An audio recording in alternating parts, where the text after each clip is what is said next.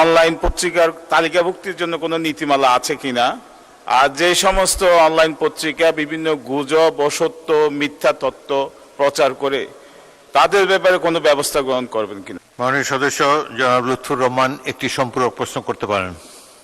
ধন্যবাদ মাননীয় স্পিকার। আমরা সোশ্যাল মিডিয়ায় দেখতে পাই যে নিউজ অনলাইন পোর্টাল নামে অনেকগুলা নিউজ পত্রিকা, অনলাইন পত্রিকা বিভিন্নভাবে নিউজ করে, ফেক নিউজ করে। মাননীয় প্রতিমন্ত্রীর কাছে আমার জিজ্ঞাসা,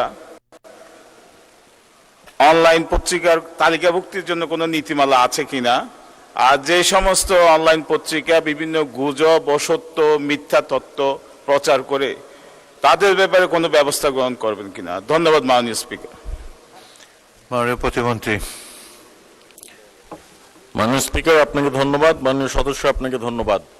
ইতিমধ্যে আমরা অনলাইন পত্রিকা সহ বিভিন্ন পত্রিকা যারা নতুন করে নিবন্ধিত হতে চাচ্ছেন বা অনুমতি চাচ্ছেন তার জন্য আমরা একটি নীতিমালা সাজাচ্ছি এবং এই নীতিমালার আলোকেই ভবিষ্যতে সকল অনলাইন মিডিয়া এবং অনলাইন পোর্টালকে আমরা অনুমতি প্রদান করব।